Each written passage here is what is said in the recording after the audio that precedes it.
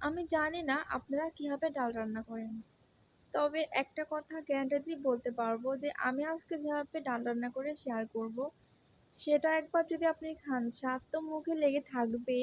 আর তাছাড়া যাকে খাওয়াবেন সে কিন্তু 100% আপনার প্রশংসা করবে। বিশ্বাস না হলে রেসিপিটা অবশ্যই ফলো করে এই প্রসেসে ডাল রান্না করে দেখুন।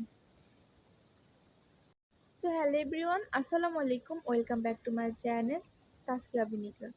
চলে এসেছে আপনাদের মাঝে নতুন একটি ভিডিও নিয়ে। চলুন রেসিপিটা শেয়ার করা যাক। তো আজকে শেয়ার করতে যাচ্ছি মসুরের ডাল রান্নার রেসিপি, একদম নতুন স্টাইলে এবং খেতেও দারুণ মজা। তো প্রথমত আমি একটি কড়াইতে সামান্য কিছুটা সাদা তেল দিয়ে দিলাম। এখন এতে দিয়ে দিচ্ছি পেঁয়াজ কুচি এবং রসুন কুচি। এখন এগুলাকে লাল লাল করে আমি ভেজে নেব, অর্থাৎ এগুলাকে আমি বেরেস্তা করে নেব।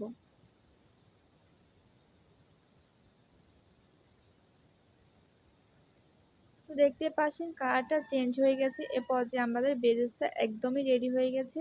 এখন এগুলো আমি সাইড করে রেখে দেব, তুলে নিচ্ছি একটি প্লেটে। তো আবারও একই কড়াইতে আমি কিছুটা আবারও সরিষার তেল দিয়ে দিলাম। এ পর্যায়ে আবারও দিয়ে দিচ্ছি পেঁয়াজ কুচি এবং রসুন কুচি। সবকিছু একটু ভেজে নিচ্ছি। তো এ পর্যায়ে দিয়ে দিচ্ছি কাঁচামরিচ ফালি।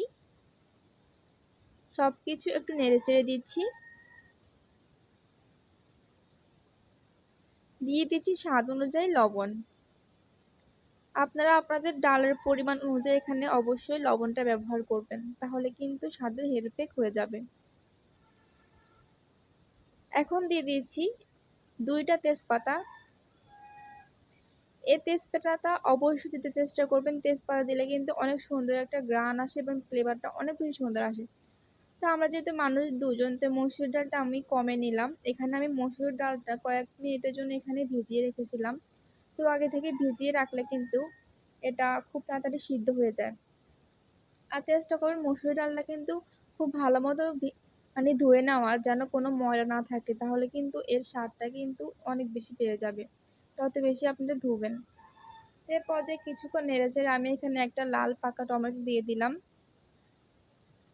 এই পর্যায়ে দিয়ে দিচ্ছি 1 টেবিল চামচ ভরাট করে হলুদের গুঁড়া এবং 1 টেবিল চামচ ভরাট করে জিরার গুঁড়া। তো এখন সবকিছু খুব ভালো মতো মিশিয়ে নিচ্ছি। এ পর্যায়ে ডালটাকে আমি তেলের মধ্যে কিছুক্ষণ কষিয়ে নেব, অর্থাৎ ভুনা ভুনা করে নেব। সামান্য কিছুটা সামান্য কিছুটা এখানে রসুনের পেস্ট ইউজ করেছি। তো সবকিছু মিশিয়ে নিচ্ছি এবং কিছুক্ষণ তেলের উপর ভেজে নেব। তো আমি এটাকে 10 মিনিট ভেজে নিয়েছি। এ পর্যায়ে আমি এখানে একদম টাটকা গরম পানি ইউজ করেছি। তো অনেকখানি পানি এখানে ইউজ করেছি।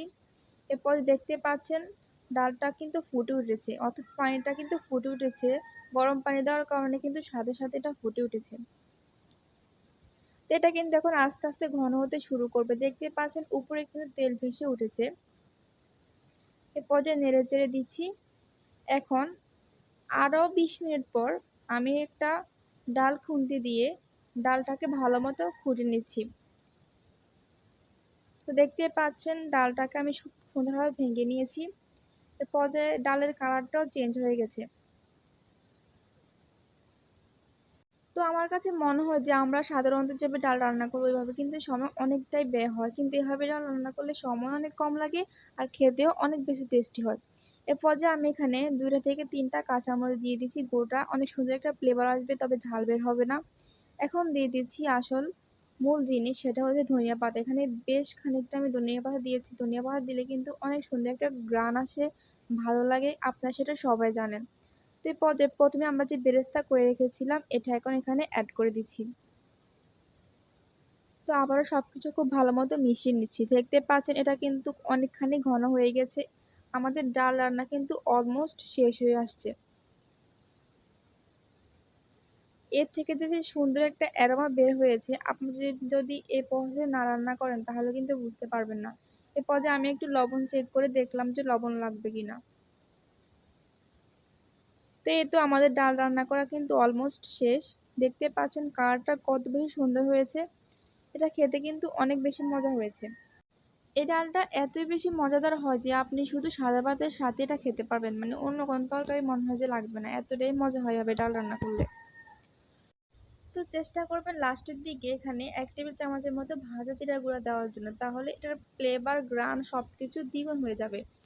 তো অনেকে নতুন রাঁধুনি আছে যারা পারফেক্টভাবে ডাল রান্না করতে পারে না, তাদের জন্য এটা একদম সহজ এবং খুবই ভালো একটা রেসিপি।